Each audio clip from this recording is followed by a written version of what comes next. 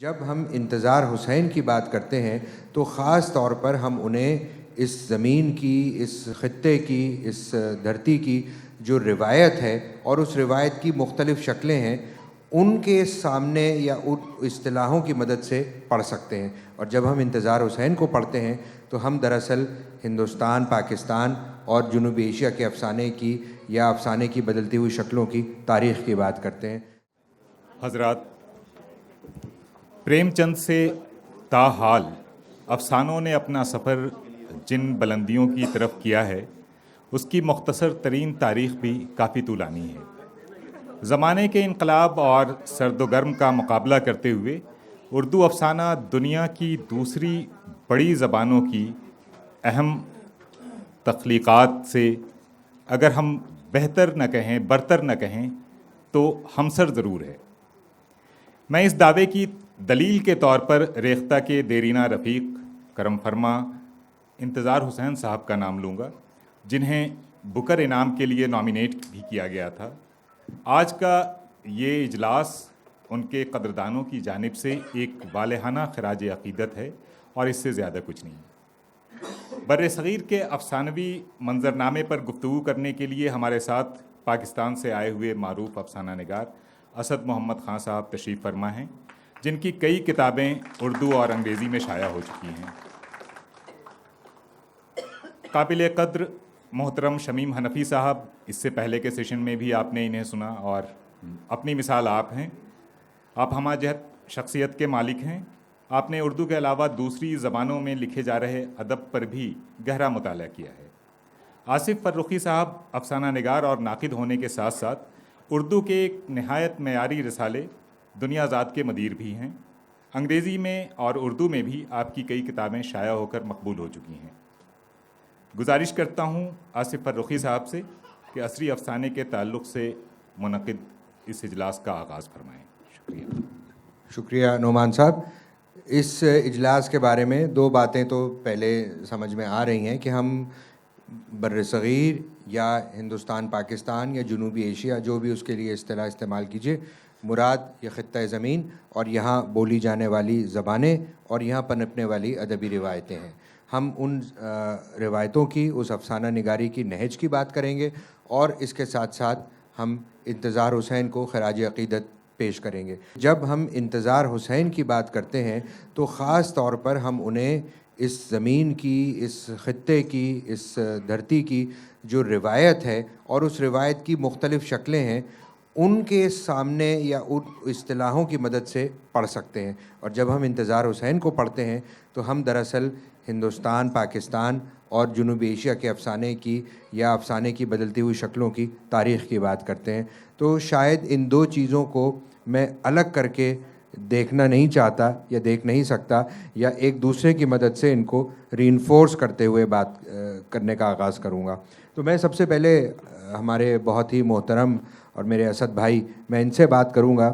اسد بھائی، آپ سے اگر یہ پوچھا جائے کہ کیا بر صغیر جنوبی ایشیا کی افسانہ نگاری یا فکشن کی کوئی علیحدہ یا کوئی خاص روایت ہے اور اس روایت کے کانٹیکسٹ میں، اس کے سیاق و سباق میں آپ اپنے زمانے کو اور اس کے کام کو دیکھتے ہیں، تو آپ کا کیا خیال ہوگا اس کے بارے میں؟ آصف میاں، میں نے اصل میں اس موضوع پر کچھ نوٹس لکھنا شروع کیے تھے، تو کل تک وہ مکمل ہو گئے تھے، وہ میں ساتھ لایا ہوں. تو ایک 3-4 صفحوں کا چھوٹا سا ایک وہ میں پڑھ دیتا ہوں، اور باقی آپ اور حنفی صاحب چیزوں کو الحمدللہ خوب اچھی طرح جانتے ہیں، پہچانتے ہیں، تو آپ پھر انالیسس کر لیجئے گا. تو میں اردو افسانے کے سلسلے سے یہ پڑھتا ہوں. ایک بات پہلے میں بتا دینا چاہتا ہوں کہ میں 58 سے 71-70 تک نظمیں اور گیت لکھتا رہا. 70 میں میں نے گیت لکھنے کا آغاز کیا، اور اس کا آغاز ایسا کمال آغاز ہے کہ مرحوم انتظار حسین صاحب کی افسانے زرد کتے کو جب میں نے اپنے دوستوں کے ساتھ جن میں ساقی فاروقی بھی ہیں پڑھا تو ایک عجب طرح کا ایکسائٹمنٹ اور ہمیں ایک تشکر محسوس ہوا. ہم نے کہا کہ اردو نہایت بڑے کہانی کار سے اب رچ ہونا شروع ہوئی ہے. زرد کتا ان کی پہلی کہانی تھی جس نے مجھے افسانہ لکھنے پر مائل کیا. اس سے زیادہ میں کچھ کہہ نہیں سکتا. امتیاز صاحب کو ہم سب دوستوں نے، ہمارے ساتھیوں نے ایک استاد، ایک مہربان بڑے بھائی کی طرح اور ایک کہانی کی سمجھ رکھنے والے ایک دانشمند کی طرح دیکھا. ان کی کہانیاں بولتی ہیں، آپ کو چھو کر گزر جاتی ہیں. تو زرد کتا پہلی کہانی تھی اور ان کے رحلت کی خبر پا کر میں بہت دیر تک یہی سوچتا رہا کہ یہ ایک طرح سے معنوی استاد میرے رہے ہیں امتیاز صاحب، اللہ ان کی مغفرت کرے. بر صغیر کے افسانے کے سلسلے سے یہ نوٹس میں آپ کے گوش گزار کرتا ہوں. خواتین و حضرات، ہم سب اپنے تخلیقی عمل کو اپنے اپنے طریقے سے بیان کرنے اکٹھا ہوئے ہیں. ہمارا یہ اجتماع، گیدرنگ، میرے حساب سے شکر گزاری کا عمل ہے، ایک طرح کی تھینکس گیونگ. ہم جو اپنے کاموں میں لگے رہے اور جو گفٹ، صلاحیت، ٹیلنٹ اور توانائی فطرت نے ہمیں عطا کی تھی، اسی کے سہارے ہم نے اپنے شعبوں میں یہ سب کر کے دکھا دیا. تو سب سے پہلی شکر گزاری اس عطا اور گفٹ یعنی ہمارے اپنے اس ٹیلنٹ کے نام. ہم خوش اور شکر گزار کیوں نہ ہوں کہ اس مختصر و محدود زندگی میں ہمیں دیکھنے اور سمجھنے کو جو بھی کچھ ملا ہے اسے ہم نے اپنی حساسیت، سینسیبلٹی اور اپنی فکر، اپنی کریٹیوٹی یعنی خلاقی سے گزار کے خود اپنی آسائش اور دوسروں کی آگہی کے لیے ہم نے کاغذ اور کینوس پر درج کیا، رنگ منچ پہ اور کیمروں کے آگے بے پردہ اور محفوظ کیا. شکر اس بات پر کہ اس بہت خوبصورت، بڑی کم صورت اور بھینکر، منموہنی اور دل آزار اور مجہول زندگی کو دیکھنے، سمجھنے، بھگتنے، اس سے مسحور ہونے، سیکھنے، اس کا گنگان کرنے کا ہمیں موقع ملا. تو زندگی کے حسن اور اس کی دلاویزی کو اور اس میں جو کچھ اداس کرنے والا اور گھناؤنا ہے اسے بھی ہم نے اپنے تخلیقی عمل سے یعنی آوازوں اور چلت پھرت میں اور لفظوں میں تخلیق کیا ہے. اور اس خلاقی سے کس حد تک ہماری زندگی اور بھی بامعنی ہو گئی، اس خلاقی سے کسی حد تک ہماری زندگی اور بھی بامعنی ہو گئی. میں نظمیں کہانیاں لکھنے والا قلمکار اپنا احوال سناتا ہوں. میرے ادب پڑھنے کے دن آئے تو ایک روشن ادبی تحریک اپنے عروج پر تھی. سو مجھے اردو، انگریزی اور ہندی میں بہت کچھ وہ پڑھنے کو ملا جو ہمارے بڑوں نے بر صغیر پر قابض گوروں کی 2-2.5 صدی کی لوٹ مار اور قبضہ گیری کے بارے میں لکھا تھا. دونوں آزاد ملکوں کے لوگوں نے سن 47 کے بعد ذرا عافیت کا سانس لیا ہوگا کہ اب جو آزادی ملی ہے تو بہت کچھ ٹھیک ہو جائے گا. مگر عجیب بھیانک مظہر سامنے آیا. یعنی کھیتوں، زرعی زمین کی تقسیم اس چابک دستی سے کی گئی کہ جو 100، 150، 200 برس سے انگریز حاکموں کے خدمتگار حاشیہ بردار تھے، وہی چند ہزار خاندان وڈیرے، جاگیردار، قبضہ گیر 50 کی دہائی اور 60 کی دہائی اور 70، 80 مطلب نئی صدی میں آج کے دن تک اسی طرح قبضہ کیے بیٹھے ہیں. 1-2 جعلی زرعی اصلاحات ہوئیں مگر پٹے ہوئے کھیت مزدور کمی مظاہرے ویسے ہی رل رہے ہیں. سب جانتے ہیں کہ بر صغیر کے محروم لوگ آدھا پیٹ بھر پاتے ہیں. اس لیے میں سمجھتا ہوں کہ خود میرے دیس میں اور پڑوس میں بھی پٹا ہوا آدمی جو محروم ہے کہیں کا بھی ہو، وہ کسی زمانے سے بھٹکتا رلتا آیا ہو، وہی میری لکھت کا محور ہونا چاہیے. اور جب پٹے ہوئے آدمی کی بات ہو رہی ہو تو اسے ستانے پیٹنے بھوکا مارنے والے کا ذکر ہونا بھی ضروری ہے، کیونکہ وہ دھاندلیاں کرنے والا ہی ہم لکھنے اور سوچنے والوں کا بالواسطہ مد مقابل ہوگا، ایک طرح کا دشمن ہوگا. چاہے وہ میرا اپنا بھائی بند کیوں نہ ہو، وہ میرا ہدف اور ٹارگٹ ہوگا، مگر میں اسے کسی طرح کا اکیلا کمٹمنٹ بنا کر رکھنا نہیں چاہتا. میں اپنے تخلیقی عمل کو پھیلانا چاہتا ہوں. کہانی کاروں اور شاعروں کے سلسلے میں خاص طور پر میرے ہم وطن اکثر یہ سوال کرتے ہیں کہ کیا لکھنے والے کے لیے کوئی سماجی کمٹمنٹ ضروری ہے؟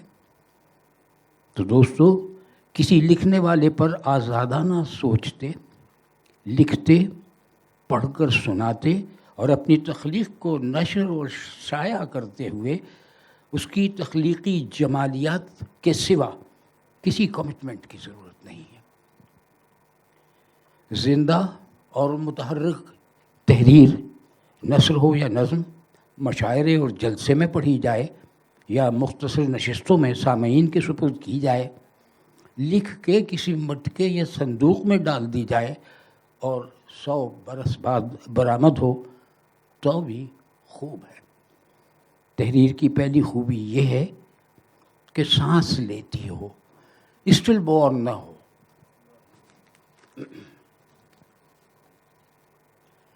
ہم اردو والے اب شاید اتنے فعال نہ ہوں، مگر ہم نے ادب سے تعمیر کا کام بھی لیا ہے.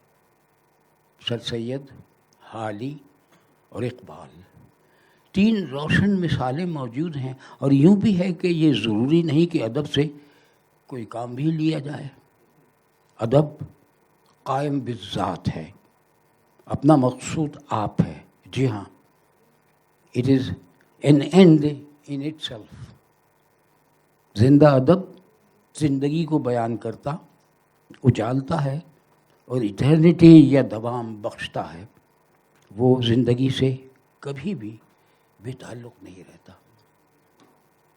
ایک اور بات، ہماری چند 100 برس کی تاریخ میں ایک سے زیادہ ذل اللہ آتے اور مسند عدل کو زینت بخشتے رہے.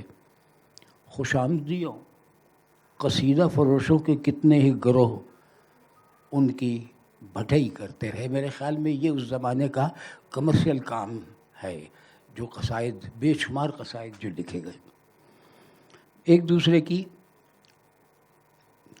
بھٹائی کرتے، گروہ ان کی بھٹائی کرتے رہے. مسند عدل پہ جو بیٹھے تھے ان کی بھٹائی کرتے رہے، ان کے ساتھ مر کے چلے گئے، یا ہو سکتا ہے ابھی مرنے کے عمل میں ہوں. ساتھ ہی ایسا بھی ہوا کہ مزاحمت کرنے والے زندہ لوگ اور ان کی زندہ آوازیں کاغذوں پر لکھی یا دلوں میں بسی رہ گئیں. ہمارا مزاحمتی ادب ایک مدت تک لشکتی اور خیرہ کن روایت کی طرح لو دیتا رہا، اور ایک قدرتی عمل کی زد میں آ کر دھیرے دھیرے معدوم بھی ہوتا رہا. قدرتی عمل انورٹڈ کاماز میں ہے، اس لیے کہ بعض غیر قدرتی ماحول پیدا ہوئے اور انہوں نے اس کام میں رکاوٹ بھی ڈالی.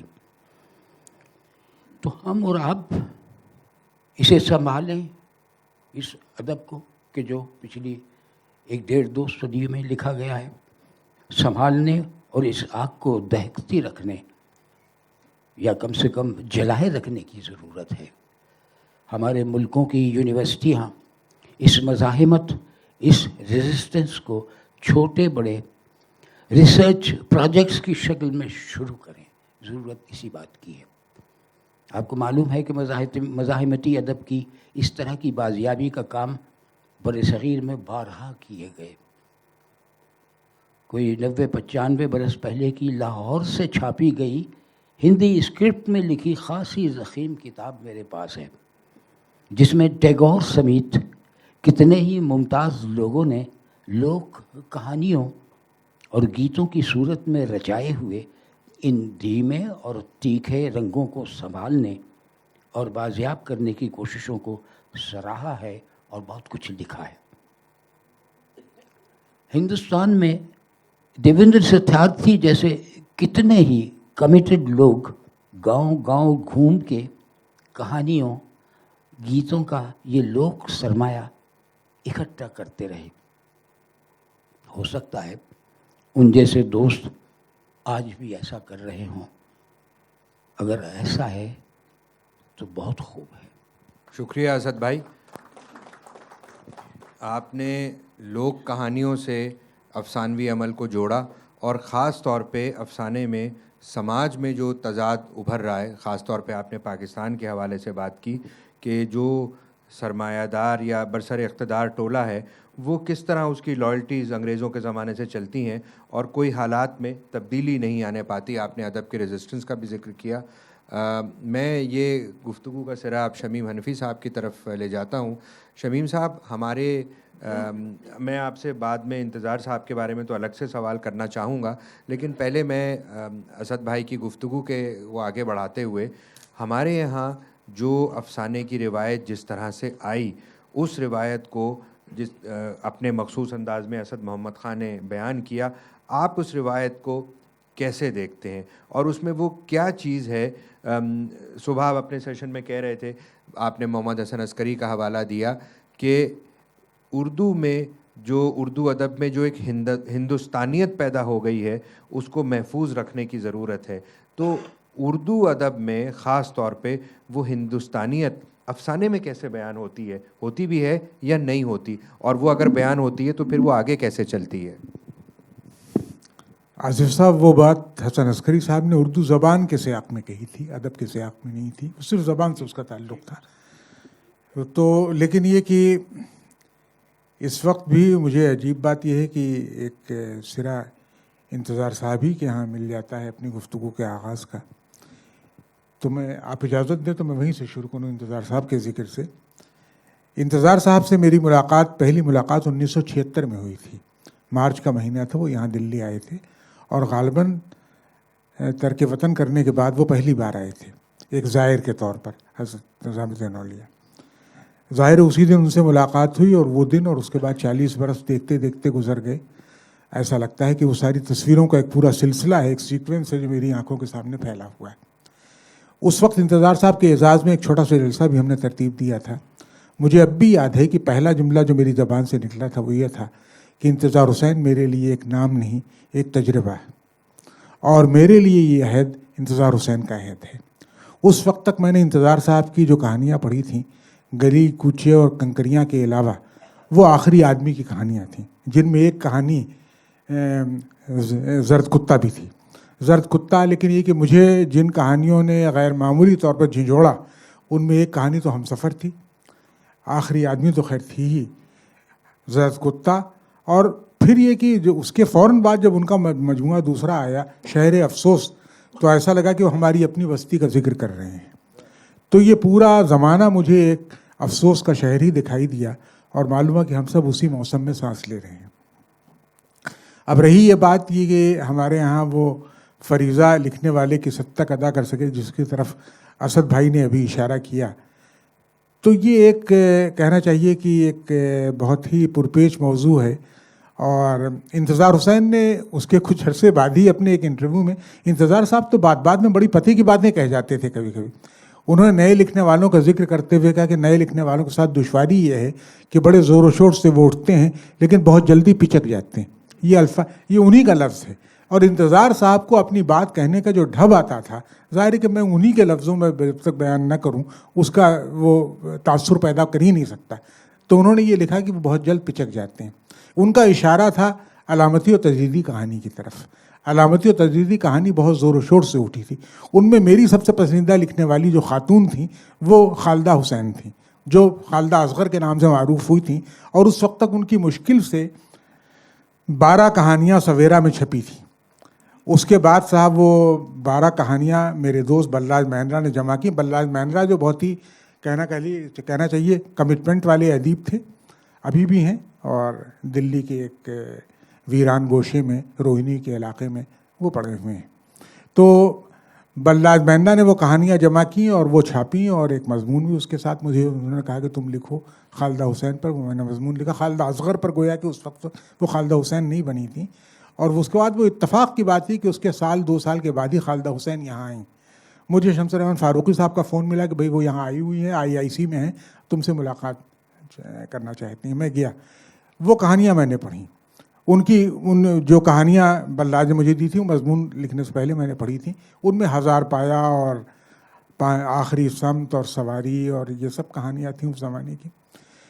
اصل میں وابستگی کا معاملہ یہ ہے کہ ہمارے زمانے تک آتے آتے اس اصطلاح نے اپنے معنی بہت بدل لیے ہیں.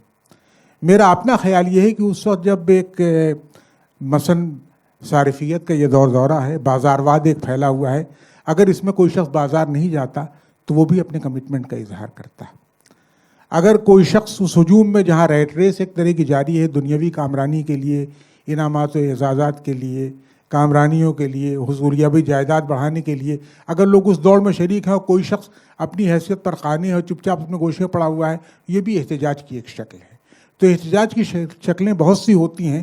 اس سے پہلے جو ہمارے دور کے لکھنے والے تھے, ترقی پسند دور جس کی طرف اسد بھائی نے اشارہ کیا, تو وہاں احتجاج کو ایک خاص معنی دیے گئے تھے. میں آپ کو ظاہر تفصیل سے یہاں گفتگو کا وقت نہیں ہے, لیکن صرف ایک واقعے کی یاد دلاتا ہوں. مایاکوفسکی نے خودکشی کرنے سے پہلے, جبکہ وہ at the top of voice نام کی وہ نظم اپنی لکھ چکا تھا, لینن لکھ چکا تھا اپنی نظم, طویل نظم وہ, اور اس وقت اس نے یہ جو خط چھوڑا خودکشی کرنے سے پہلے, تو اس میں یہ لکھا تھا کہ اگر میری موت کے بعد حکومت میری 2 بچیوں کی خبر گیری کر سکی تو مجھ پر بڑا احسان ہوگا. اور تم یہ کہتے ہو کہ ہر چیز کو میں سرخ رنگ کے طور پر دیکھوں, اگر میں گھاس کو بھی سرخ کے بجائے سبز کہہ دوں تو تم میرا کیا کر لو گے؟ مجھے ویسی ہی دکھائی دیتی. تو کہنے کا مطلب یہ ہے کہ اپنے طور پر وابستگی کا, کمٹمنٹ کا انٹرپریٹیشن کرنا, اس کو ایک نئی تعبیر دینا, یہ ہمارے زمانے کے ادیبوں نے شروع کیا. اس سے پہلے اس کے معنی بہت متعین تھے. رہی یہ بات کہ دیوین ستیارتھی کا آپ نے حوالہ دیا, دیوین ستیارتھی نے اتفاق سے جو کام کیا وہ زیادہ اپنا شاعری, انہوں نے لوک گیتوں کو جمع کرنے میں, مہاتما گاندھی نے اس زمانے میں فرمائش کی تھی 2 ادیبوں سے کہ وہ لوک ورثہ ان کا کیا ہے اس پر کام کریں. ایک تو ہمارے دیوین ستیارتھی تھے اردو میں, اور ہندی میں تھے پنڈت رام نریش ترپاٹھی, جو اتفاق سے جونپور کے رہنے والے تھے, لیکن وہ سلطانپور میں جا کے سیٹل ہو گئے تھے اور ہمارے کالج کے قریب ہی رہا کرتے تھے. وہ انہوں نے کچھ گیت جمع کیے, کچھ انہوں نے دیوین ستیارتھی نے جمع کی. اب فرق دیکھیے کہ رام نریش ترپاٹھی کے کام کے مقابلے میں ستیارتھی کا کام کئی گنا زیادہ بڑا ہے. ستیارتھی نے ایک عام اندازے کے مطابق 1.5 لاکھ سے لے کے 3 لاکھ تک گیت جمع کیے ہیں, اور یہ اس شخص نے جمع کیے ہیں جو غریب آدمی تھا, جس کے پاس موٹر نہیں تھی, جس کے پاس ریکارڈ کرنے کی سہولتیں نہیں تھیں. وہ مارا آوارہ لوگوں کی طرح پھرتا تھا, جاتا تھا, ملتا تھا. اس نے ایک لمبی داڑھی رکھ لی تھی, اپنے بال بڑھا لیے تھے. لوگوں نے پوچھا یہ حلیہ کیوں بنایا؟ اس نے کہا یہ اس وجہ سے کہ لڑکیاں بہت جلد مجھ پر اعتماد کر لیتی, اور یہ کہ بھیک بھی آسانی سے مل جاتی. تو لوگ گیتوں کو جمع کرنے کے لیے وہ ہندوستان سے لے کر کے سری لنکا تک مختلف علاقوں میں وہ دوڑتا بھاگتا رہا. اور شاید آپ کو یہ بھی معلوم ہو کہ ایک زمانہ وہ بھی آیا جب وہ ہندوستان سے غائب ہو گیا. اس کی بیوی نے اسے 8 آنے دیے تھے اور ایک کٹورا دیا تھا کہ جا کے دہی خرید کے لاؤ کھانے سے پہلے. وہ کٹورا لے کے نکلا تو وہ سیدھا پاکستان پہنچ گیا. اس کے بعد وہ غائب ہو گیا, اور وہ جناب اس ہوا کہ بعد میں ان کی بیوی نے, پنڈت جواہر لال نہرو یہاں وزیر اعظم تھے, ان سے فریاد کی اور یہ کہا کہ صاحب میرے شوہر کی کچھ خبر نہیں مل رہی. ایک افواہ میں نے سنی کہ پنجاب کے کسی دیہات میں ہیں, اور ظاہر ہے کہ ان کو کسی طرح سے ان کو بلایا جائے.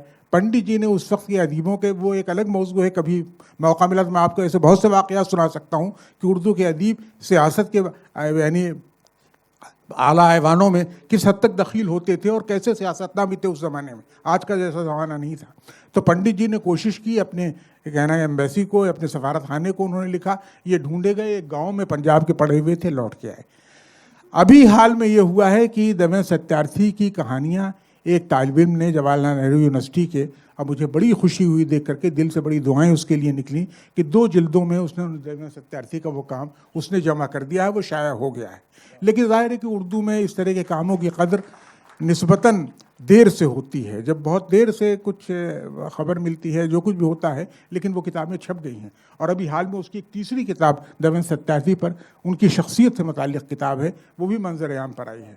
اور 87 نے خود اپنے زمانے میں مرنے سے پہلے انہوں نے اپنے خلاف جتنے مضامین لکھے گئے تھے اور اپنی موافقت میں جتنے مضامین لکھے تھے وہ سب انہوں نے جمع کر لیے تھے. اور وہ ہندی میں نیل یکشنی نام کی ایک کتاب میں، اس عنوان سے وہ چھپنے والی کتاب ہے، اس میں وہ مضامین شائع ہوئے. تو وہ ایک انوکھا لکھنے والا تھا. ہمارے زمانے میں مجھے افسوس یہ ہوتا ہے کہ اب زندگی کے براہ راست تجربے کے بجائے تجربے کتابوں میں تلاش کیے جاتے ہیں، یا پھر یہ ہوتا ہے کہ چائے خانوں میں، کافی قہوہ خانوں میں. اور ظاہر ہے کہ اس سے جو کہنا چاہیے کہ جس طرح کا لٹریچر برآمد ہوتا ہے، جس طرح کا لٹریچر پیدا ہوتا ہے، وہ کبھی کبھی مایوس کرتا ہے. اس میں کبھی کبھی اچانک شرارے نکل آتے ہیں ایسے جو واقعی بہت کہنا چاہیے کہ غیر معمولی ہوتے ہیں، لیکن زیادہ تر صورتحال ایسی نہیں ہے جو اس روایت کا کہنا چاہیے کہ اس کا حق ادا کر سکے جو ہمارے بزرگوں نے قائم کی تھی، منٹو نے، بیدی نے، عصمت نے، کرشن چندر نے، اور اس سے پہلے خود پریم چند نے. تو یہ صورتحال مجموعی طور پر تو میرا خیال ہے ایسی ہے جس پر اب آپ کچھ اور گفتگو کو آگے بڑھائیں، اور اسد بھائی سے بھی کچھ اس سلسلے میں آج کی افسانہ نگاری پر تو کچھ بات بڑھے. ہاں، میں اس بات کو آگے بڑھانے کی کوشش کروں گا. آپ نے 2-3 بڑے افسانہ نگاروں کے نام لیے. خالدہ حسین، جو ایک عجیب اتفاق ہے کہ انہوں نے اپنی ابتدائی کہانیاں ادب لطیف میں اس وقت بھیجیں جب انتظار حسین اس کے مدیر تھے، اور وہاں سے اپنے لکھنے کا انہوں نے آغاز کیا. آپ نے بلراج مہندرا کو یاد کیا، آپ نے دیوندر ستیارتھی کو یاد کیا. اور عجیب بات ہے کہ دیوندر ستیارتھی کا وہ زمانہ بھی تو یاد ہونا چاہیے جب وہ راجندر سنگھ بیدی کے ساتھ مقیم تھے، اور بیدی سے ان کی بہت دوستی تھی. اور وہاں لاہور میں موجود ایک بہت دلچسپ اور مشاہدے کے تیز افسانہ نگار سعادت حسن منٹو نے بیدی اور ستیارتھی کی دوستی کے بارے میں بہت دلچسپ کہانی لکھی. تو ایک یہ بھی بات ایسی ہے کہ جس کا ذکر کرنا چاہیے. مگر میں اس بات کو پھر دوبارہ انتظار حسین کے حوالے سے جوڑنے کی کوشش کرتا ہوں. انتظار صاحب نے اپنی ایک گفتگو میں اس بات پہ زور دیا کہ آج کے زمانے میں جو دہشت گردی اور کرپشن اور بدعنوانی کا زمانہ ہے، کہانی کی کیا معنویت ہے. اور انہوں نے کہانی کی معنویت کو، کہانی کی میننگ کو تلاش کیا عربین نائٹس کی اور شہرزاد اور اس کی بہن کی اس کاوش میں کہ جب وہ زندگی کو بڑھانے کے لیے، زندگی کو فروغ دینے کے لیے ایک ایک رات کر کے کہانی کو بڑھاتی ہیں. انتظار صاحب نے اس گفتگو میں یہ کہا کہ ہم بڑے خوش قسمت ہیں کہ یہاں کہانی کے 3 دھارے ہیں. ایک وہ دھارا ہے جو عرب اور عجم سے آیا ہے، جس کی بہت بڑی مثال داستان امیر حمزہ ہے، الف لیلہ ہے. پھر اردو میں داستان کا جو اور کہانی کا جو بہت بڑا سلسلہ ہے اس پر انتظار حسین نے زور دیا، وہ جاتک کہانیاں ہیں. اور مہاتما بدھ کو انہوں نے ہندوستان کا سب سے بڑا افسانہ نگار قرار دے ڈالا. انہوں نے کہا کہ بیتال پچیسی اور سنگاسن بتیسی بہت اہم کہانیاں ہیں. انہوں نے سنگاسن بتیسی کو ایڈٹ کیا، دوبارہ شائع کیا، اور اس کے ساتھ ساتھ انہوں نے کہا کہ وہ کہانی جو ہم تک مغرب کے اثر سے پہنچتی ہے. ایک دلچسپ بات یہ کہ انتظار حسین جتنے بڑے روایت پرست تھے، وہ روایت کے ریوائیول کے لیے ویسٹ کو ریجیکٹ کرنے پر بالکل تیار نہیں تھے. یعنی ماڈرنائزیشن کی جو روایت ہے، کافکا کی جو روایت ہے اور رشین کلاسکس کی جو روایت ہے، اس کو بھی ساتھ لے کر ان 3 طریقوں کو جوڑ کر اور ملا کر دیکھنا چاہتے تھے. اب اس طرح کوئی دیکھنے والا کیا ہمارے افسانے کو، ہماری روایت کو دیکھ سکتا ہے؟ اسد بھائی، کیا خیال ہے آپ کا؟ کیونکہ آپ نے ان کے انتقال کے موقع پر جو ای میل لکھا تھا اس میں تو ایسا لگ رہا تھا کہ آپ کو یہ نقصان ایک تاریخی واقعہ نظر آ رہا ہے. کچھ قدرت کا کچھ عجیب نظام ہے کہ بعض اوقات ہم پر کوئی مصیبت اور ابتلا طاری ہوتی ہے تو ایک مایوسی اور ایک شوق میں ہم مبتلا رہتے ہیں کچھ دن. تو ابھی انتظار صاحب کی جدائی نے جو ہم لوگوں میں ایک پیدا کیا، تو شروع کا تاثر تو یہ تھا کہ شاید اردو کا افسانہ اب زوال کی طرف جائے گا، اس لیے کہ ان کو ایک مرشد کی طرف جو لوگ دیکھتے تھے تو اب وہ رسم نہیں رہی. یعنی 60 کے بعد 70 کے بعد کے لکھنے والے کچھ لوگوں نے، جن میں خالدہ حسین صاحبہ کا بھی نام لیا، تو دیکھا تھا اپنے. میرا خیال یہ ہے کہ مایوسی پر قابو پا لینے کی بات ضرورت ہے. اردو بڑی کمال زبان ہے اور کشادہ دل زبان ہے. کسی مسلک سے جڑی رہنے اس کو نہیں ہے. یہ بے شک اپنی روایتوں کو سنبھالنے کا ایک سلیقہ ہونا چاہیے, تو وہ ہم سنبھال رہے ہیں, لیکن اردو کو بہت آگے جانا ہے ابھی. اس لیے کہ ہندوستان میں نے بہت 5, 7, 8 برس کے بعد آیا ہوں, تو میں نے یہ دیکھا کہ سب زبانوں کا ایک احترام یہاں موجود ہے. یعنی جس وقت انہوں نے ریختہ والوں نے وہ بینر جو لگائے, ان کو دیکھ کے میں بہت خوش ہوا. اس میں مہاتما گوتم بدھ سے لے کر سارے اکابر بڑے لوگوں کی باتیں ہیں اور ترجمہ کر کے وہ لایا گیا ہے. تو یہ ایک بہت اچھی میدان, بہت میرے خیال ہے امید افزا ہے میدان. شکریہ اسد بھائی. ہم اگر انتظار حسین کے بارے میں اپنی بات کو آگے بڑھائیں, دیکھیے ایک تو وہ کانٹیکسٹ ہے کہ ہم ان کو اردو کے حوالے سے دیکھ رہے ہیں, مگر انتظار صاحب کی کام کی ایک نئی جہت جو یا نئی ڈیولپمنٹ جو ہمارے سامنے آئی ہے, ان کا تقریباً سارا کام ہندی میں اور ہندوستان کی بہت سی زبانوں میں موجود ہے.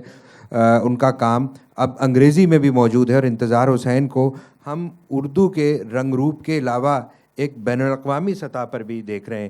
تو بین الاقوامی سطح پر یہ فکشن کا جو ایک بدلتا ہوا عالمی منظرنامہ ہے, اس میں ہمیں انتظار حسین اور ان کے کام کی معنویت کس طرح نظر آتی؟ شمیم صاحب, میں آپ سے یہ سوال پوچھنا چاہتا ہوں. دیکھیے, انتظار صاحب کے ہاں معاملہ یہ ہے کہ ان کے ہاں ایک ساتھ کئی روایتیں چلتی. مثلا پہلی روایت تو انہوں نے آخری آدمی میں جو کہانی زرد کتا اور آخری آدمی کے دونوں کہانیاں جس ٹریڈیشن کی ہیں, آخری آدمی تو سیدھے قرآن سے ایک ماخوذ کہانی ہے, ظاہر ہے کہ اس میں اس کے اشارے بہت واضح طور پر موجود ہیں. زرد کتا صوفیہ کے ملفوظات جو انتظار حسین کے مطالعے میں آئے تھے, اور اس وقت ایک آئیڈینٹی کرائسس سے گزر رہا تھا پاکستان کا وہ دور جو تھا, اور انتظار حسین کے یہاں بھی کوشش اس بات کی تھی کہ اپنے تشخص کو اس طرح قائم کیا جائے جو ہندوستانی ادب کی روایت سے اپنے آپ کو الگ بھی کر سکتا ہو اور الگ اپنی پہچان بنا سکے. لیکن اسی کے ساتھ ساتھ مجھے خوشی اس بات کی ہے کہ انتظار حسین نے اسی پر اکتفا نہیں کیا, اور انہوں نے اسی وقت سے جو کہانیاں لکھیں, بعض جو بہت جلد اس دائرے سے نکل آئے. کچھوے دائرے کی شعر افسوس کے بعد چھپی تھی یہ کتاب, اور کچھوے کی کہانیوں کے ساتھ ساتھ ان کی دلچسپی کتھا سرس ساگر میں, ورہت کتھا منجری میں, اور یہاں جو ہندوستان میں جو روایت تھی, اور ہوتے ہوتے پھر مہابھارت تک جا پہنچے انتظار حسین. تو انتظار حسین کیا ایک مستقل کہنا چاہیے کہ ایک سفر ملتا ہے. مغرب کو بھی کس طریقے سے انہوں نے اخذ کیا, ٹامس مان کو اور کافکا کو جس نے وہ متاثر ہوئے تھے, زرد کتا جس کی ایک کایا کلپ جس کی بہت عمدہ مثال ہے. تو یہ سب چیزیں انتظار صاحب کے ہاں یہ بہت بڑی خوبی تھی. ہمارے ہاں میرا خیال یہ ہے کہ ایسی مایوسی کی فضا نہیں تھی 67 کے بعد. 67 کے بعد جو افسانہ ہمارے ہاں پیدا ہوا, بلراج مہندرا, انور سجاد, سریندر پرکاش, اور کہنا چاہیے بعض ایسے لکھنے والے کہ جن کا کہنا یہ چاہیے کہ اب تک یہ واقعہ ہے کہ ان کی کہانیاں ہمیں اپنی طرف متوجہ کرتی ہیں, متاثر کرتی ہیں. خود پاکستان میں جو بہت سے لکھنے والے اس وقت پیدا ہوئے, انتظار حسین نے ادب لطیف کی ادارت انہوں نے سن 1963 وغیرہ کے آس پاس وہ تھی جب یہ کہانیاں لکھی جا رہی تھیں.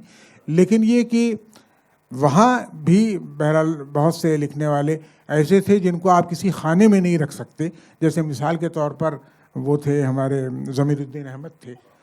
ہم اس وقت جو لکھنے والے سینئر لکھنے والے محسن منظر ہیں, خود اسد محمد خان ہیں, محمد سلیم الرحمان ہیں, مسعود اشر نے ادھر بعض کہانیاں لکھی ہیں. تو ایک جو طرح ہمارے ہاں پڑ گئی تھی, لیکن ایک جو موومنٹ کے طور پر ہمارے ہاں وابستگی کے ادب کو جو فروغ دیا جا رہا تھا, وہ صورتحال رفتہ رفتہ بکھرتی سی گئی. ہمارے زمانے میں خرابی یہ پیدا ہو گئی جو نیا افسانہ لکھا گیا, بھئی آپ نے ابھی کہانی آپ کی سمندر کی چوری آپ کی کہانی تھی, اور یہ کہ آپ کے عمر کے اور آپ کے زمانے کے لکھنے والے جو ہیں پاکستان میں, ہمارے یہاں صورتحال جو ہے وہ یہ ہے کہ ہم اس کو ہمیشہ اس سیاق میں دیکھتے ہیں کہ ہندوستان میں تقریباً 24 زبانوں کا ادب جو ہے ایک ساتھ آگے بڑھ رہا ہے. تو مجھے کبھی کبھی یہ خیال ہوتا ہے کہ جب اس سے کمپیئر کرتے ہیں تو ہمیں اردو تھوڑی سی پیچھے دکھائی دیتی, اور جب ہم دیکھتے ہیں ملیالم کہانی دیکھتے ہیں یا کہنا چاہیے یہ گجراتی کہانی دیکھتے ہیں. اس بار ساہتیہ اکیڈمی میں ان کو رگھویر چودھری کو ملا ہے. ان کی کتابیں مثال کے طور پر وہ جس طرح ایکٹیوسٹ ہیں وہ، اور اس عمر میں جو زندگی وہ گزار رہے ہیں وہ حیرت انگیز ہے، مطلب وہ چیزیں دیکھا جائے تو یہ صورتحال. لیکن یہ کہ کہانی میرا خیال یہ ہے کہ ثمرآور اسی شکل میں ہو سکتی ہے جو اپنے زمانے کے تجربوں سے اس کا رشتہ بہت گہرا ہو، اور یہ صورتحال اردو میں مجھے کم دکھائی دیتی ہے. اردو میں ہمارے یہاں زمین سے جو رشتہ ہونا چاہیے، جو ارضیت ہونی چاہیے جو کہانی میں، اس کی جگہ ایک طرح کی مصنوعی انٹلیکچوئلزم جو پیدا ہو گئی تھی علامتی افسانے اور تجدیدی افسانے کے واسطے سے، اس نے بالآخر جا کر کے وہ بھی ختم ہو گئی جلدی. اور انور سجاد نے مثال کے طور پر میرا خیال 30-35 سال سے کچھ نہیں لکھا، بلاد مرہ خاموش ہو گئے. خالدہ حسین تو خیر لکھتی رہتی ہیں، کچھ نہ کچھ وہ لکھ رہی ہیں. لیکن یہ کہ اس کے برعکس سے ہم دیکھتے ہیں بھئی اتنی مضبوط بنیادوں پر اردو افسانہ کھڑا ہوا تھا. پریم چند نے جو روایت قائم کی تھی، اور یہ سوچیے پریم چند کے بعد جو ترقی پسند دور کی افسانہ نگاری، جس صنف نے ہمارے ہاں سب سے زیادہ کمال حاصل کیا وہ یا تو افسانہ تھا اور یا پھر نظم تھی. ان دونوں میں ہم نے یہ دیکھا کہ رفتہ رفتہ ایک طرح کا بکھراؤ پیدا ہوتا گیا، اور ظاہر ہے کہ وہ صورتحال اب نہیں ہے. انتظار صاحب اسی لیے الگ سے پہچانے جاتے ہیں کہ انتظار صاحب کا رشتہ آپ ہندوستان کی روایت، آپ مشرق کی روایت، یعنی الف لیلہ اور کہنا چاہیے کہ داستان امیر حمزہ سے قطع نظر، کتھا سر ساگر اور یہ جاتک، ان سب سے پنچتنتر سے جس طرح آپ جوڑتے ہیں. ہمارے زمانے میں آپ یہ دیکھیے کہ عجیب بات ہے کہ اپنے ماضی کو ایک نئی سطح پر انٹرپریٹ کرنے کا، اس کو ایک نئی سطح پر سمجھنے کا رجحان بڑی تیزی سے بڑھا. اور یہ انگریزی میں بھی خود رشدی کا جو پہلا ناول چھپا تھا گرائمس، ظاہر ہے کہ وہ اس پر بہت گہرا اثر منطق الطیر کا ہے. یعنی یا کرشن چندر نے اسی انداز میں چڑیوں کی الف لیلہ لکھی تھی. اور ظاہر ہے کہ وہ ایک انتظار حسین نے جب کہنا چاہیے کہ پرندوں کو، جانوروں کو اور فطرت کی طرف واپسی کا ایک میلان جو اب پوسٹ ماڈرن میلان کہا جاتا ہے، مجھے تو بڑی الجھن ہوتی ہے اصطلاحوں سے، میں استعمال بھی کم سے کم کرتا ہوں. تو یہ جدید کیا ہے اور مابعد جدید کیا ہے میری سمجھ میں نہیں آتا کبھی، کیونکہ میرا اب بھی یہ خیال ہے کہ جدید خود یہ جو رویہ پیدا ہوا تھا اس میں اتنی گنجائش تھی کہ مابعد جدید کے سارے رجحانات جن کا آج کل ذکر کیا جاتا ہے یہ سب اس میں سموئے ہوئے ہیں. اور اس لحاظ سے اگر دیکھا جائے تو واقعہ یہ ہے کہ اردو کہانی کو بہرحال ہندوستان میں جو کہانی لکھی جا رہی مختلف زبانوں میں، اس سے بہت کچھ سیکھنا چاہیے. شکریہ شمیم صاحب. ایک بات تو یہ ہے کہ آپ نے یہ بات بڑے کھل کے کہی، اور ہمیں اس بات پہ بحث بھی کرنا چاہیے، اس بات کو سننا بھی چاہیے کہ اردو افسانہ جو اتنے زور و شور سے جس نے اپنا ایک راستہ بنایا تھا، وہ اب آہستہ آہستہ پیچھے ہٹتا گیا. اور آپ نے یہ کہا کہ مصنوعی انٹلیکچوئلزم ہو گیا. اس میں بہت حد تک ہم کچھ تنقیدی زاویوں سے، کچھ باتوں سے مروب ہو گئے، اور زمین سے رشتہ بہت حد تک کٹ گیا. آپ جو بہت اہم افسانہ نگاروں کا حوالہ دے رہے تھے، میرے خیال اس میں ایک بنیادی حوالہ اور آنا چاہیے، دو حوالے، نیر مسعود کا اور پاکستان کے افسانہ نگار محمد منشا یاد کا، جو تجریدیت اور گہری حقیقت پسندی دونوں کو ساتھ لے کر چلتے رہے.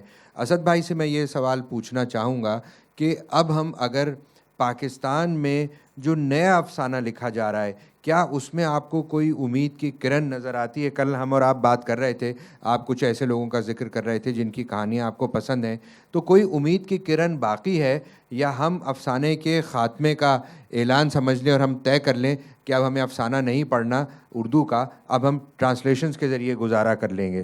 تو کیا آپ مایوس ہیں یا پر امید ہیں؟ آصف میاں، سب سے بڑی بات یہ ہے کہ یہ جید زبان اردو، یہ بہت سی زبانوں کی طرح اپنی وحدت آئیڈینٹی میں اکیلی یہ نہیں ہے، بلکہ کئی زبانوں کا یہ نہایت خوبصورت امتزاج ہے، بڑا اچھا جوڑ. اچھا، دوسری بات یہ کہ کم سے کم 18-20 کہانیکار ایسے ہیں جن کو میں تلاش کر کے پڑھتا ہوں، آپ کے لکھے ہوئے، آپ کے شائع کیے ہوئے رسالے میں، جی، اور کراچی سے اور لاہور سے، اور اگر میں خوش نصیبی میری ہوتی ہے کہ دلی سے، بمبئی سے مجھے پرچے ملتے رہتے ہیں، کبھی کبھی آ جاتے ہیں، تو وہ 18-20 لکھنے والے ایسے ہیں جن کو کہ ہم سب تلاش کر کے پڑھتے ہیں. میں تو طاہرہ اقبال کی کہانیاں، میں کسی کانفرنس میں ان کو بہت دور سے دیکھا تھا، بس آداب خیریت وغیرہ، پر سے زیادہ کوئی بات نہ ہوئی.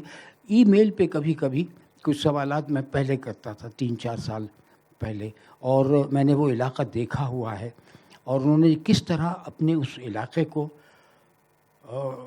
قابل تفہیم بنایا ہے, راولپنڈی اور اس کے قریب کا علاقہ, اور وہاں کیا کچھ ہو رہا ہے. وہ خود ایک بڑے ایسے گھرانے سے وابستہ ہیں کہ جس نے بیوروکریٹس اور زمیندار اور وڈیرے پیدا کیے, اور ان کے محلوں میں بیٹھ کر انہوں نے بغاوت کا اعلان کیا اپنی کہانیوں کے ذریعے. اور جتنی ہندوستان میں سمجھتا ہوں کہ بعض لکھنے والے اور لکھنے والی خواتین ایسی ہیں کہ جن کی چیزیں بہت آنی چاہیے, اور طاہر اقبال کو پڑھا جاتا ہوگا یقیناً, لیکن اب وہ انہوں نے ناولس پر لکھنا شروع کیا ہے, تو وہ ان کی ایسے ہی کتنے لوگ ہیں. اچھا, میرے نام آپ کو پتہ ہے کہ میری شارٹ میموری میں گڑبڑ ہو گئی ہے. اگر میں نام لکھ لاتا ان خیرت مند دوستوں کے تو بہت اچھا. رفاقت حیات ہیں, تو ان سے میری 6-8 ملاقاتیں ہوئیں. پہلے بہت ہی اچھی کہانیاں انہوں نے دی. اس کے بعد ایک مجبوری ہے لکھنے والے کے لیے کمرشل رائٹنگ, اور آپ ہمارے اکابر جو ہے, منٹو صاحب کا پرابلم تھا یہ, بالکل ٹھیک ہے. اچھا, اور ان سب لوگوں کو لکھنا پڑا, کرشن چند کو لکھنا پڑا, اور بھی سب بزرگوں نے لکھا. مجھ جیسے عاجز کو اپنا گھر چلانے کے لیے کبھی ٹیلی ویژن کے ڈرامے کی مدد لی, اور کبھی میں نے ڈائجسٹوں وغیرہ سے لیا. لیکن اس کی ایک میں نے حد بندی بنا لی تھی, چالاک آدمی تو ہوں میں, تو میں نے یہ کر لیا کہ اس کو ایک حد میں رکھنا ہے. اور اس کے بعد جب وہ میری ضرورتیں ختم ہو گئیں اور میں اپنے عافیت سے رہنے لگا, تو پھر میں نے اپنی پہلی کتاب 82 میں اور بعد میں 1997 میں وہ کتابیں آئیں, تو ان کو اٹھایا میں نے. جو موضوع میرے اوپر عطا ہو رہے تھے تو ان کو تو پہلے لکھ لیتا تھا, پھر میں نے ان کو کاٹ چھانٹ کے, اور یہ سمجھیے کہ اگر 1 کلو وزن اٹھایا تھا تو میں نے چند آؤنسز نکال کے, اور 7 صفحے کا افسانہ اور 1 پیراگراف لے کے اس سے ایک کہانی بنا دی, یا 20 افسانے. یہ سب کر کے میں نے ان کو ری رائٹ کیا, اور وہ سب دوستوں نے, میرے محترم جن سے کہ میں پوچھتا رہتا تھا کہ بتائیے میں صحیح جا رہا ہوں یا کچھ گڑبڑ ہے, انہوں نے سب نے کہا کہ واہ بہت. تو یہ سب آتا رہا. یہ ایک تھریٹ تھا جس سے میں نمٹ گیا, اور جس سے منٹو صاحب بڑے آدمی تھے. 250 کہانیاں انہوں نے لکھی, میری بمشکل 105-110 ہوئی ہیں. اچھا, وہ دور بالکل دوسرا تھا. اچھا, میرے ہاں کمرشل نے ایسی گڑبڑ کر دی ہے کہ پڑھنے والا اس کے لیے بہت مشکل ہوتا ہے نئے لکھنے والے کو دیکھنے میں کہ کیا ہے. پھر جیسا کہ ابھی میرے محترم دوست حنفی صاحب نے فرمایا کہ کمرشل کا عذاب دوسری طرح آیا ہے. ہمارا لکھنے والا اپنی دانش میں یہ سمجھتا ہے, بڑے ٹیلنٹ لوگ بھی لکھتے ہیں کہ میں کوئی بہت بڑا مار کا سر کر کے بیٹھا ہوں. انتظار صاحب جیسے بزرگوں نے کہا کہ بھئی ذرا دیکھو اس کو, تم نے جو کچھ لکھا ہے اس کا پرکھو, اور عوام کی تالیوں پر نہ جاؤ, سلیکٹڈ لوگوں کی رائے لیا کرو, تو پھر تمہارا قدر نکالنا شروع کرو گے. تو یہ اس طرح کا میرا خیال ہوگا. بہت اچھا دن آنے والا ہے, بہت اچھے لکھنے والے آنے والے ہیں. اسد بھائی, آپ نے امید کی اتنی اچھی بات کی ہے کہ میرا دل چاہتا ہے کہ میں آپ کی کہانیوں کی طرح آپ کی سب باتوں پر فوراً ایمان لے آؤں, اور کہانی پر ایمان لانے والوں میں سب سے پہلے مجھے اٹھایا جائے. لیکن آپ نے اس کے ساتھ ساتھ کہانی کو جو سب سے بڑا خطرہ درپیش ہے اس کی آپ نے نشاندہی بھی کر دی, وہ کمرشلائزیشن ہے. دیکھیے, پہلے زمانے میں, اور پہلے زمانے سے لے کر انتظار حسین کے زمانے تک, ایک بھوت جو کہانی کو ہانٹ کرتا تھا وہ تھا ماضی کا بھوت, جو بیتال بن کے کمر کے اوپر سوار ہو جاتا تھا اور کہتا تھا کہ مجھے کہانی سناؤ, کہانی کا مطلب بتاؤ. ہمارے زمانے میں the ghost in the machine that we have, وہ کمرشلائزیشن ہے. تو ہماری کہانی کو بہت بڑا خطرہ کمرشلائزیشن سے ہے. کل یہاں آتھرز لاؤنج میں بیٹھے ہوئے ایک کسی رپورٹر کو, جو بہت ذہین خاتون یقیناً ہوں گی, انہوں نے کہا کہ آپ سے پاکستان کے ادب کے رجحانات پر بات کرنی میں بہت خوش ہوا، کیونکہ حمید شاہد اور میں اس بات پہ بہت کڑتے رہتے ہیں کہ آج کے پاکستانی ادب کو اتنی ڈسکشن میں حصہ نہیں دیا جاتا جتنا حصہ ملنا چاہیے. تو ان خاتون نے مجھ سے پوچھا کہ آپ کے ادب کے بارے میں جو بات کرنی ہے، آپ کے یہاں کے ڈرامے بہت اچھے ہوتے ہیں، اور ہم ٹی وی پہ جو ڈرامے دکھائے جاتے ہیں اور جو سیریلز ہیں، ان سیریلز کے بارے میں انہوں نے بات کرنا شروع کی. انہوں نے سیریلز کے نام اس فراٹے سے گنائے کہ میں چکرا گیا، کیونکہ میں سیریلز کم دیکھتا ہوں. تو کیا مجھے اب اس پوری بحث میں ان سے میں جو جس طرح بڑی مشکل سے میں نے پیچھا چھڑایا، کیونکہ وہ خاتون بہت اچھی رپورٹر تھیں، بیتال نہیں تھیں.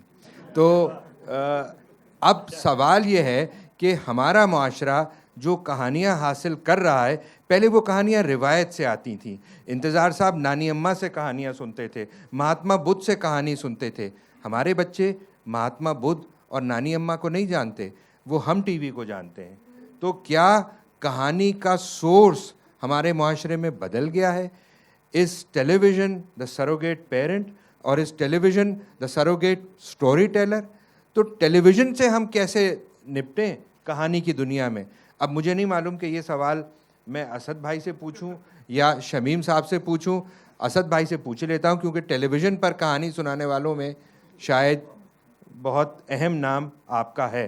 آپ ٹی وی بھی کے لیے بھی کام کرتے رہے اور کہانی بھی لکھتے رہے. دیکھیے صاحب، بہت سادہ سی بات ہے. ہم ورثے قبیلے کے لوگ، ہمارے دادا اور ان کے بڑے کہتے تھے کہ کوئی وہ مت کرنا کہ سچ چھپا کے اور کوئی چالاکی کی بات کہہ دو، جو حق ہو وہ بتا دیا جائے. دیکھیے، میرے لیے سب سے ایک بنیادی مسئلہ یہ تھا کہ مجھے سروائیو کرنا تھا. میری شادی ہونے کے بعد مجھے گھر چلانا تھا، اور پھر 3-4 برس کے بعد پھر اللہ کی رحمتیں لڑکیاں میرے گھر آئیں 3، تو ان کو پڑھانا تھا ٹھیک ٹھاک اور ان کو ان کی گھر پہنچانا. اللہ کا شکر ہے سب اپنے گھروں میں خوش ہیں. تو اب صورتحال یہ تھی کہ میں ان کے لیے کیا کروں. لوگوں نے بہت سے، مجھے تجارت کا کوئی ہنر نہیں آتا، میں کچھ نہیں، اگر 2 لاکھ روپے بھی کہیں سے مل جاتے اور میں لگا دیتا، وہ سب ڈوب جاتے. مجھے صرف ایک کام آتا تھا، لکھنا. اچھا، اور لکھنے کے لیے کبھی کبھی میں شوق میں جاب تو کر رہا تھا، لیکن لکھنے کے لیے مجھے ایک ریڈیو پاکستان نے کہا کہ بھائی قمر جمیل صاحب جیسے دوست نے کہا کہ اسد تم ہمیں لکھو. میں نے کہا نہیں، میں لکھ. تو کہنے لگا بھائی تم سنا تو کرو، اس میں ریڈیو کا بھی کچھ بھلا ہو جائے گا، اور یہ کہ تم، خیر ہم بہت زیادہ پیسے نہیں دیتے، 15 روپے فی اسکٹ دیتے ہیں. تو لیکن یہ کہ اس زمانے میں بہت دن چلتے تھے یہ. تو خیر وہ میں نے لکھنا شروع کیا، اور میں نے، سلیم بھائی نے مجھ سے پہلی بات یہ کہی، جناب سلیم احمد نے، کہ اسد تم بہت سلیکٹیو ہو، یہ رکھو اپنی طاقت برقرار، سیدھے ہاتھ سے اپنے لیے لکھو، اس میں کوئی یہ مت کرو کہ فلانا کہہ رہا ہے یا رقم آ رہی ہے، اور الٹے ہاتھ کے لیے بازار کے لیے لکھو. تو یہ انہوں نے کیا کمال بات مجھ سے کہی تھی. بازار کے لیے مجھے بہرحال لکھنا تھا. تو یہ ہوا سیدھے ہاتھ سے. میں نے کہا سلیم بھائی سے پوچھا کہ کم لکھی جا رہی ہے، کہ کم لکھو، پرواہ مت کرو، وہ منٹوں کا زمانہ تھوڑی ہے بھائی، انہیں تو لکھنا پڑتا تھا، تو لکھ دیا ان بڑوں نے. اب تو تم اپنا جیسا بھی کوئی ٹھیک دے پیسہ تو کر دیا کرو، اس سے اپنی شرائط بتا دو. اب تمہاری مارکیٹ ویلیو بھی بن رہی ہے، 2 سال ہو گئے. تو میں اپنی شرائط پہ کہتا تھا کہ دیکھیے صاحب، اسی موضوع پہ مجھ سے نہ لکھوائیے، یہ میرے موضوعات ہیں، اور میرا اسلوب آپ جانتے ہیں، میں تھوڑا سا آپ کو ہنساؤں گا، خوش بھی کروں گا، اور اب کڑوا بھی ہو جاؤں گا. تو بس یہ کام اس طرح چلتا رہا. اور میرے خیال ہے بہت سے لوگ یہ کر رہے ہیں. رفاقت کا میں نے نام لیا تھا، رفاقت کو میں ایک وارننگ دیتا ہوا آیا ہوں، اور یہ کہنے کے لیے کہ تمہارا مجموعہ آنا چاہیے. بھاری بھرکم کہانیاں تم نے لکھی ہیں، 40 چھوڑ، اس میں سے 15 کہانیاں تم چھاپ دو، اور کمرشیل میں اپنا ہاتھ نرم کرو. شمیم صاحب، یہ اسد بھائی نے تو اس بات کو ایک ذاتی حوالے سے بیان کیا اور بڑی خوبصورت بات کی. اب کہانی کا جو یہ سفر چلتا ہوا آیا ہے، اس گفتگو کو سمیٹتے ہوئے میں آپ سے درخواست کروں گا کہ کہانی کے سفر کے بارے میں آپ اس کو کس طرح سے دیکھتے ہیں؟ آصف، میرا خیال یہ ہے کہ بازار کے مطالبات تو بہت مختلف ہیں، وہ ہم اپنی کہانی کے ذریعے ادا نہیں کر سکتے. इंतज़ार हुसैन ने ज़िंदगी में ज़िंदगी गुजारने के लिए सहाफ़त का पेशा अख्तियार किया था। ज़ाहिर है कि उनके लिए कहानी लिखना या नावल लिखना या चंद ड्रामे जो उन्होंने लिखे जिनका मजमूआ अभी छपा है वो एक अलग मशग़ला था। नैयर मसूद जिनका आपने ज़िक्र किया, ज़ाहिर है कि उनकी कोई भी कहानी बाज़ार से किसी किस्म का कोई ताल्लुक़ नहीं रखती, और मेरा अपना ख़्याल ये है कि हमें जब तक हम बाज़ार के मतालबात से भागेंगे नहीं उस वक्त तक अच्छा अदब, अच्छी कहानी नहीं लिखी जा सकती। इस वक्त तो सूरत हाल ये है कि नैयर मसूद जो मेरा ख़्याल है कि इस वक्त हमारे मुल्क में सबसे अच्छे, सबसे ज़्यादा कहना चाहिए बलीग़ यानी लहजे में बातें करने वाले अफसाना निगार हैं, उनकी कहानियाँ आप देखिए। वो कहानियाँ तो लखनऊ के एक सब कल्चर की कहानियाँ, पतंगे बनाने वाले, किताबों पर जिल्द बांधने वाले, मातमदारी का पेशा अख्तियार करने वाले, और कहना चाहिए कि वो इस किस्म के ऐसे लोगों को वो अपना किरदार बनाते हैं जो माशरे की नज़रों से रोज़ बरोज़ उझल होते चले जा रहे हैं, गायब होते चले जा रहे हैं, जिनकी कोई जगह अब नहीं रह गई है। लेकिन ये कि वो इतने सच्चे अपनी कहानियों में दिखाई देते हैं कि वो कहानियाँ हमें, और फिर बयान करने का ढब ऐसा आता है कि वो कहानियाँ हमें अच्छी लगती हैं। इंतज़ार हुसैन का मामला भी यही है कि इंतज़ार हुसैन एक बहुत ही पुरफरेब लिखने वाले हैं। इंतज़ार हुसैन ने इस बात पर इसरार के बावजूद कि वो वाबस्तगी के अदब में यकीन नहीं रखते और वो तरक्की पसंद नहीं हैं, मेरा ख़्याल है तरक्की पसंद तहरीक के मतालबात जो कुछ भी हो सकते थे उनकी अदायगी सबसे ज़्यादा इंतज़ार हुसैन ने ख़ुद की। इंतज़ार हुसैन की कहानी कभी भी रजत पसंदी, जुल्मत परस्ती, तकदीर परस्ती, ये जो अदम मसावात जो हमारे यहाँ फैली हुई है, जो कहना चाहिए कि सियासत का जो जबर है और जिसको जिस तरीके से लोग कबूल कर लेते हैं, बहुत से लोग उसका हिस्सा बन जाते हैं, इंतज़ार हुसैन ने हमेशा उसके ख़िलाफ़ आवाज़ उठाई। इंतज़ार हुसैन की कहानी हमें इसलिए बामानी दिखाई देती है कि इंसान दोस्ती के अनासिर जिस तरह उन्होंने समेटे हैं अपनी कहानियों में वो बहुत गैर मामूली हैं। आप अगर सियासी कहानी को भी अपने सामने रखें, इंतज़ार हुसैन की कहानियों में सियासी उन्सुर जो है किसी चोर दरवाजे से दाखिल होता है, वो कभी भी खुलकर, अभी ये नहीं मालूम होता किसी ख़ास हल्के से उनका ताल्लुक़ है। ख़ुद जब 1971 में पाकिस्तान की तकसीम वजूद में आए यानी का वाक़या हुआ, बांग्लादेश जब बना, उस वक्त उनकी एक कहानी छपी थी नींद।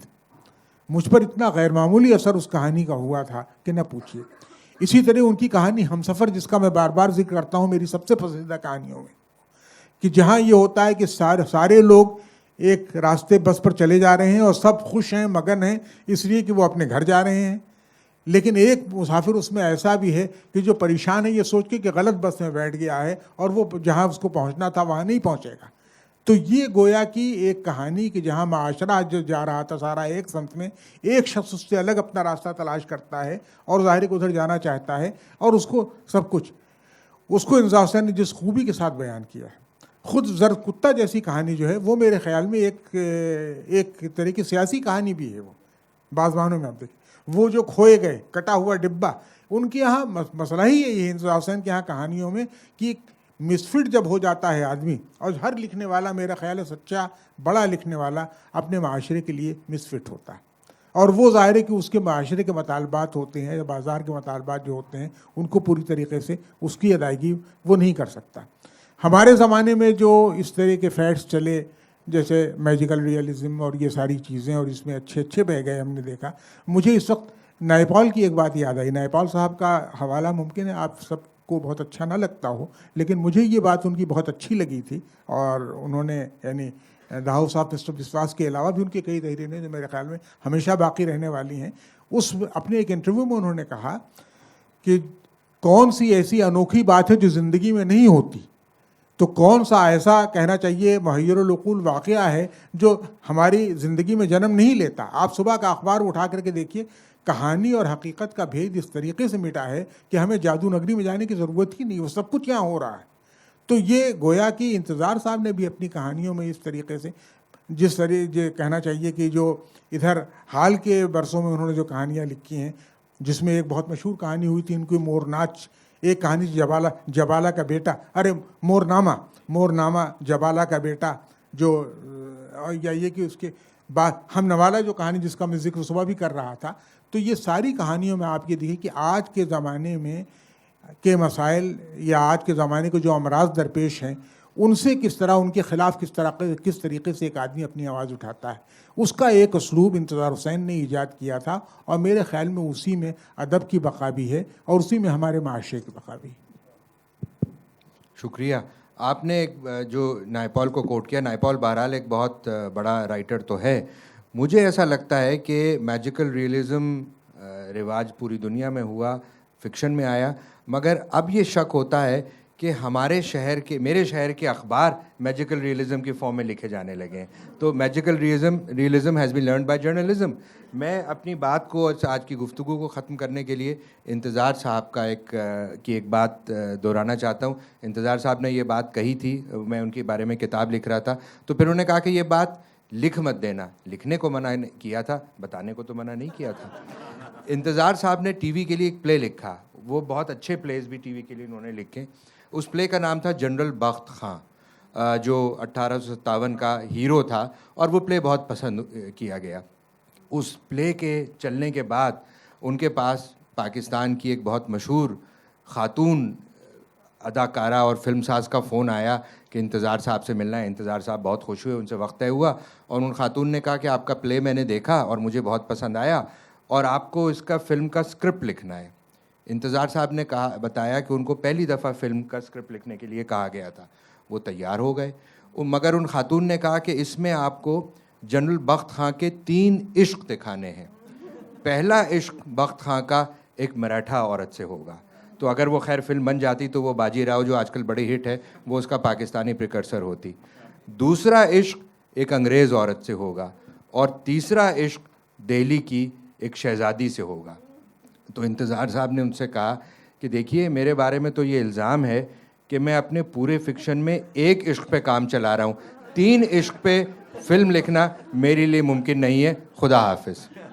تو یہ کہہ کر انتظار صاحب نے ان خاتون کو بھی رخصت کر دیا، اور جنرل بخت خاں والا ڈرامہ اپنے مجموعے میں شامل نہیں کیا۔ اپنے فن کی عصمت، اپنے فن کی انٹیگریٹی، اپنے فن سے کمٹمنٹ ان کے لیے اتنا اہم تھا کہ اس میں زبردستی کے عشق ڈائریکٹر کے کہنے پر نہیں ڈالے جا سکتے تھے۔ انتظار صاحب کا یہ عمل ہماری کہانی کے لیے اور ہمارے لیے مشعل راہ ہے اور رہے گا۔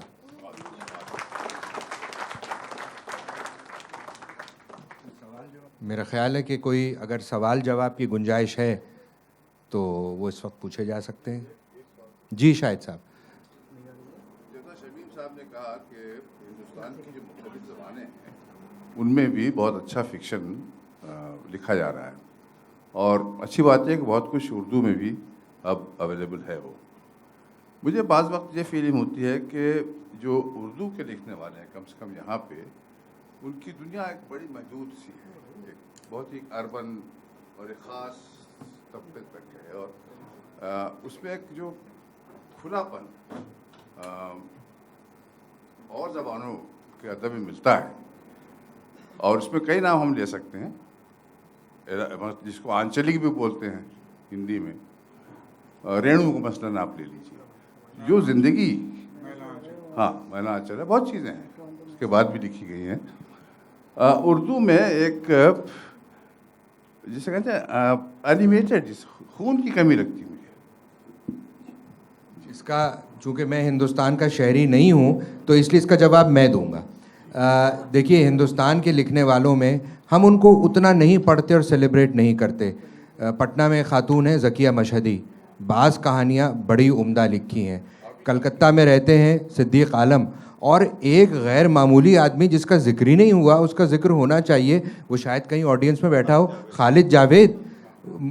اس نے جو افسانے لکھے تفریح کی دوپہر، اور پھر جو ان کا ناول آئے نعمت خانہ، انہوں نے، ان کے بارے میں یہ کہا جا سکتا ہے کہ ہی سیٹ دا بار ویری ہائی۔ اور میں ایک بات اور یہ کہوں گا کہ خالد جاوید کے افسانوں کی تعریف مجھ سے کی نرمل ورما نے، شروع کے افسانوں کی، اور نرمل ورما انتظار حسین کی طرح افسانے میں ان سے آگے ہم ابھی کہاں گئے ہیں۔ تو افسانہ ہے لیکن کم ہے۔ نرمل ورما نے خالد جاوید کی کہانی برے موسم میں پڑھنے کے بعد یہ کہا تھا کہ جو ڈارک انٹینسٹی اس کہانی میں ملتی ہے یہ کہیں اور ہمیں دکھائی نہیں دیتی. تو واقعہ یہ ہے کہ یہ بہت غیر معمولی، اور میرا اب بھی خیال یہ ہے کہ اردو کہانی اور ہندی کہانی یہ دونوں کا سفر اس وقت جو چل رہا ہے، جیسے مثال کے طور پر یہ دیکھیے ادے پرکاش کی کہانیاں، ان کے تراجم اردو میں کافی چھپے اور بہت مقبول ہوئے، اور ان کی وہ کہانیاں انہوں نے براہ راست زندگی سے بعض کہانیاں حاصل کی ہیں. یعنی مثلا پال گومرا کا اسکوٹر مثال کے طور پر ایک کہانی ہے، نیلی چھتری والی لڑکی، اور اس طرح کی بہت سی کہانیاں ان کی جو ہیں. لیکن یہ وہ پاکستان میں ہی نہیں پوری اردو دنیا میں بہت مقبول ہوئی، وہ کہانیاں بہت غور سے پڑھی گئی. تو ہمارے ہاں ذکیہ مشہدی کی ایک کہانی ماں چھپی تھی کچھ عرصہ پہلے، غالباً وہیں کے اس بات یا کسی رسالے میں بمبئی کے، غیر معمولی کہانی تھی وہ. اور خالد جاوید کی کہانیوں کے بارے میں تو میرا اپنا خیال یہ ہے کہ خالد جاوید کے ہاں جو دنیا کے بہت اچھے لکھنے والے ہیں، انہوں نے ان سے کسب نور ایک عجیب سطح پر کیا ہے. یعنی خالد جاوید کے ہاں مغرب کا جو موجودہ فکشن ہے، جس میں کہیں کہیں بہت وہ فکشن جس میں بظاہر ڈپریشن بہت دکھائی دیتا ہے، ایک تاریکی بہت دکھائی دیتی ہے، لیکن وہ فکشن ہمیں زندگی کی سچائی کا ایک نیا شعور بخشتا ہے، یہ بڑی غیر معمولی خوبی ملتی ہے. تو ہمارے یہاں بہرحال یہ کہ اس طرح کے کم سے کم 4 لکھنے والے ہندوستان میں، ذکیہ مشہدی، صدیق عالم جن کا آپ نے ذکر کیا، خالد جاوید اور سید محمد اشرف. کہ سید محمد اشرف نے بھی بعض کہانیاں ایسی لکھی ہیں جس میں لکا بگھا سیریز کی کہانیاں ہیں ان کی، نمبردار کا نیلا ہے، اور یہ ساری چیزیں کہ ان سے ایک نئی فضا بنتی ہے.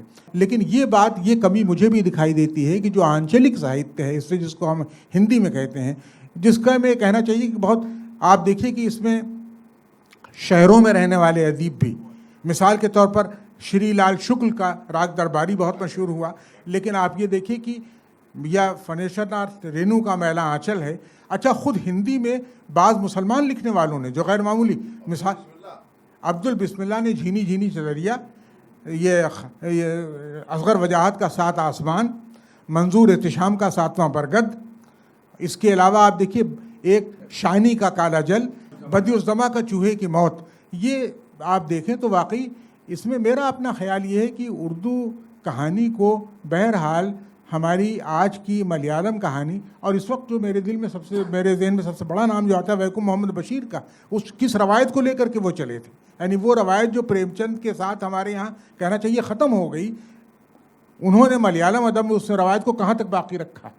اور یہ ساری چیزیں اردو کے ادیبوں کو بہرحال، جب تک کہانی کا رشتہ صاحب، جب تک شروع میں بہت معترض ہوا تھا جب جاں پال سارتر کا وہ مضمون چھپا تھا تھیوری آف انگیجمنٹ پر، یہ 1958 کی بات ہے، لٹریچر آف انگیجمنٹ کے بارے میں جب ان کی تھیوری یہ سامنے آئی کہ شاعری تو اس سے آزاد ہے لیکن کہانی کے لیے انگیجڈ ہونا ضروری ہے، تو میں نے کہا بھئی یہ تو کچھ الٹی سی بات ہے. تخلیقی ادب ہوتا ہے، کہانی. اور میں نے ظاہر ہے کہ اس میں بہت سے غلط نتائج تک میں پہنچا تھا، میں نے لکھا ہے باقاعدہ ان کے بارے میں، جو کبھی کبھی میں چاہتا ہوں کہ اس کو ریوائز کروں. لیکن واقعہ یہ ہے کہ کہانی اس کے بغیر آگے نہیں بڑھ سکتی. جی، جب میں نے آنچلک کا لفظ استعمال کیا تو میں سمجھتا ہوں کہ میرے محترم اسد محمد خان صاحب ایک آنچلک فکشن نگار بھی ہیں. مدھیہ پردیش کو جس طریقے سے آپ نے اردو فکشن میں نربدا اور ان تمام چیزوں میں لیا ہے، اس طرح کے علاقائی چیزیں ہمیں بہت ملتی ہیں. اور یہ میری خراج عقیدت ہے. جی ہاں، وہ تو بہت شروع کہانی ہے. جی ہاں، شکریہ. یہ بہت اچھا آپ نے حوالہ دیا. بھوپال میں جب خوفناک حادثہ ہوا تو جہاں بہت سی چیزیں لکھی گئیں، پاکستان کے 2 ادیبوں نے اس پر بڑی خوبصورت کہانی لکھی. اختر جمال، انہوں نے کہانی لکھی بھوپو شیما، اور اس کو انہوں نے لنک کیا ہیروشیما کے واقعے سے. اسد محمد خان نے کہانی لکھی گھس بیٹھیا، جس میں وہ سارا درد محسوس ہو رہا ہے جو درد ہم سب کے لیے مشترک ہے. ایک سوال ہے کہ میں آج کل کے دور کے ٹیلی ویژن کی بات نہیں کر رہا، لیکن یہ کہ ابتدائی دور میں ٹیلی ویژن نے ادب کے فروغ میں بڑا اہم کردار ادا کیا ہے. مثلا اس دور میں میری پسندیدہ کہانیاں جیسے سیریز ہوئیں، اور اس کے علاوہ اور بھی بہت سارے، اسد بھائی نے بھی بہت سارے شاہکار لکھے جس سے ادب کو پروموشن ہوئی.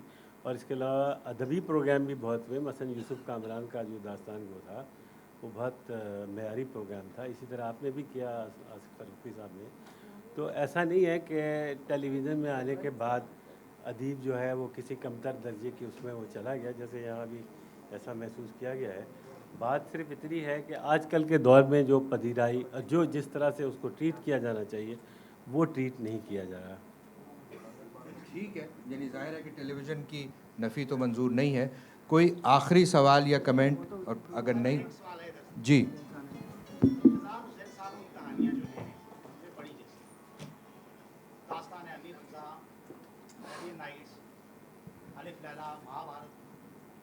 ان کرداروں کی ہو بہو اس پورے کے پورے پیراگرافس ان میں ریپیٹ ہوتے ہیں.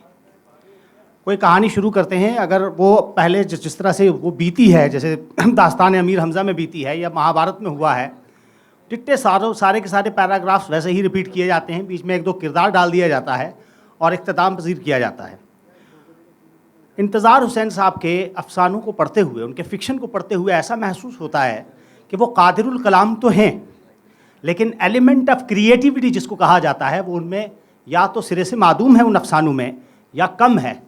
اس لیے اس چیز سے ہم آنکھیں بند نہیں کر سکتے کہ پیراگراف کے پیراگراف اگر داستان امیر حمزہ کے ہیں تو پھر افسانے میں افسانے کا کیا ہے؟ میرا خیال ہے کہ ایسا درست نہیں ہے, اور اس چیز کو افسانے سامنے رکھ کر بات کی جائے. لیکن ایک بات ضرور ہے جس کو اپریشیٹ کرنا چاہیے کہ انتظار حسین نے بہت سی کہانیاں روایتی قصوں سے حاصل کیں. نر ناری ان کا ایک افسانہ ہے جو سر بدلنے کی کہانی ہے, اور جو ہندوستانی سورس سے آئی ہے, جس میں توماس مان کی کہانی بھی شامل ہے. اور سر بدلنے کی کہانی میں وہ دو ملکوں کا ذکر بھی کر رہے ہیں جن کا نام کہیں کہانی میں نہیں آتا, اور وہ یہ پوچھ رہے ہیں کہ سر بدل گئے, کیا آپ کے دھڑ بھی بدل گئے؟ اور اگر آپ کے سر بدل گئے تو آپ دراصل کون ہیں؟ کیا وہ سر آپ ہیں یا وہ دھڑ آپ ہیں؟ تو کہانی جو سوال کر رہی ہے وہ کہانی بہت اہم ہے, اور اس کو آپ یوں کہیے کہ انہوں نے بعض جگہ اورل ٹریڈیشنز کو سبورٹ بھی کیا ہے اور ان میں ایک معنویت تلاش کی ہے. اس معنویت تک ہمیں پہنچنا چاہیے. میرا خیال ہے کہ اب اس پہ گفتگو کا وقت ختم ہوا. میں آپ سب کا بہت شکر گزار ہوں. بہت شکریہ اسد محمد خان, شمیم حنفی صاحب,